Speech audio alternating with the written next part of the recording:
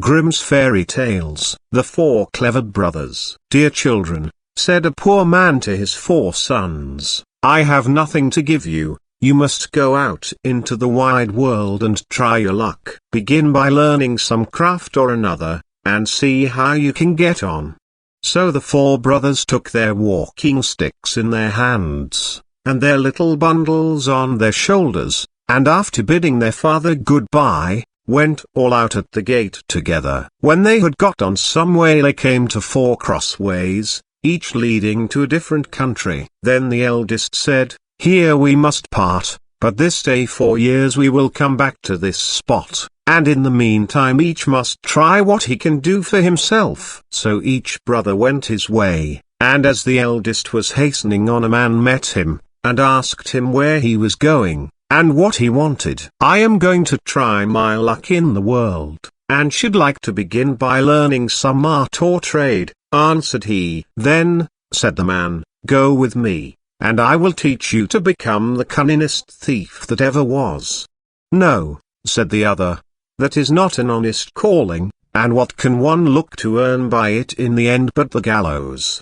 Oh, said the man, you need not fear the gallows, for I will only teach you to steal what will be fair game. I meddle with nothing but what no one else can get or care anything about, and where no one can find you out. So the young man agreed to follow his trade, and he soon showed himself so clever, that nothing could escape him that he had once set his mind upon. The second brother also met a man, who, when he found out what he was setting out upon, asked him what craft he meant to follow. I do not know yet, said he. Then come with me, and be a stargazer. It is a noble art, for nothing can be hidden from you, when once you understand the stars. The plan pleased him much, and he soon became such a skillful stargazer, that when he had served out his time, and wanted to leave his master, he gave him a glass, and said, with this you can see all that is passing in the sky and on earth, and nothing can be hidden from you. The third brother met a huntsman, who took him with him, and taught him so well all that belonged to hunting, that he became very clever in the craft of the woods. And when he left his master he gave him a bow, and said, whatever you shoot at with this bow you will be sure to hit. The youngest brother likewise met a man who asked him what he wished to do. Would not you like, said he, to be a tailor?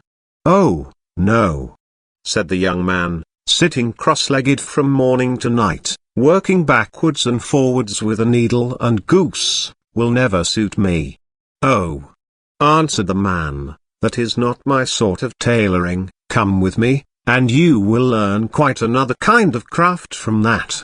Not knowing what better to do, he came into the plan, and learned tailoring from the beginning, and when he left his master, he gave him a needle, and said, you can sew anything with this, be it as soft as an egg or as hard as steel, and the joint will be so fine that no seam will be seen. After the space of 4 years, at the time agreed upon, the 4 brothers met at the 4 crossroads, and having welcomed each other, set off towards their father's home, where they told him all that had happened to them, and how each had learned some craft.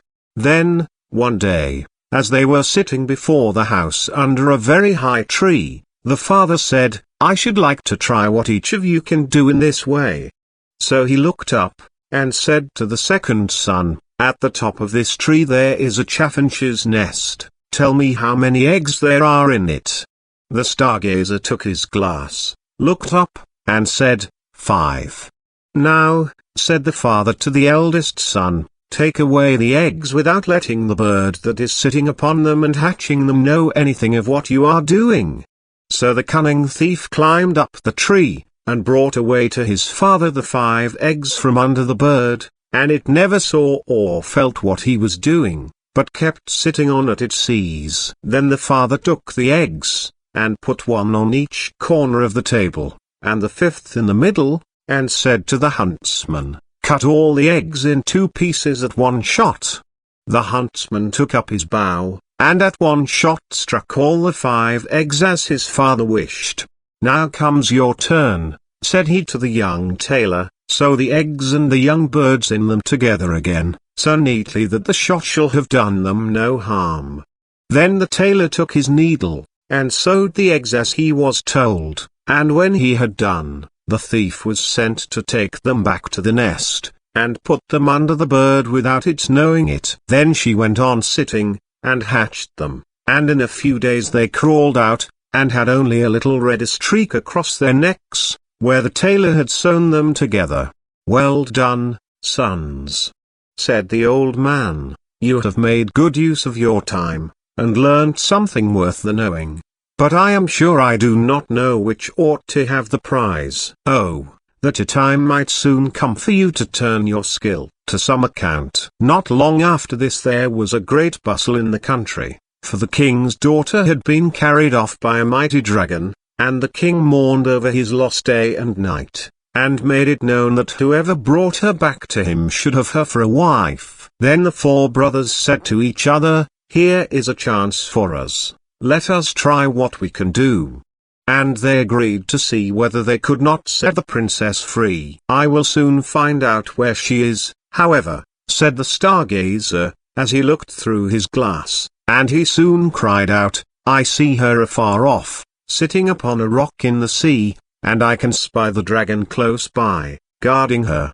Then he went to the king, and asked for a ship for himself and his brothers, and they sailed together over the sea, till they came to the right place. There they found the princess sitting, as the stargazer had said, on the rock, and the dragon was lying asleep, with his head upon her lap. "I dare not shoot at him," said the huntsman, "for I should kill the beautiful young lady also."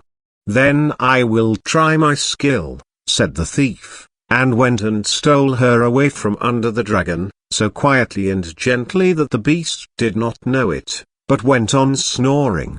Then away they hastened with her full of joy in their boat towards the ship, but soon came the dragon roaring behind them through the air, for he awoke and missed the princess.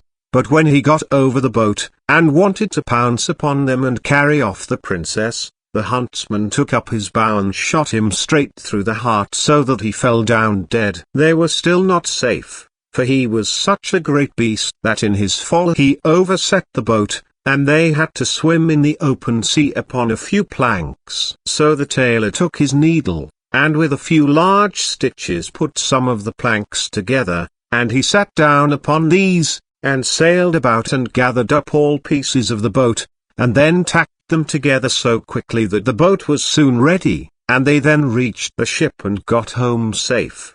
When they had brought home the princess to her father, there was great rejoicing, and he said to the four brothers, "One of you shall marry her, but you must settle amongst yourselves which it is to be."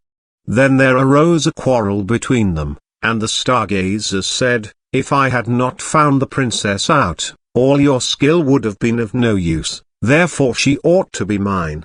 "Your seeing her would have been of no use," said the thief, "if I had not taken her away from the dragon, therefore she ought to be mine." "No, she is mine," said the huntsman, "for if I had not killed the dragon, he would, after all, have torn you and the princess into pieces. And if I had not sewn the boat together again," said the tailor, "you would all have been drowned, therefore she is mine." Then the king put in a word, and said, "Each of you is right, and as all cannot have the young lady, the best way is for neither of you to have her, for the truth is, there is somebody she likes a great deal better. But to make up for your loss, I will give each of you, as a reward for his skill, half a kingdom." So the brothers agreed that this plan would be much better than either quarreling or marrying a lady who had no mind to have them. And the king then gave to each half a kingdom, as he had said, and they lived very happily the rest of their days, and took good care of their father, and somebody took better care of the young lady, than to let either the dragon or one of the craftsmen have her again.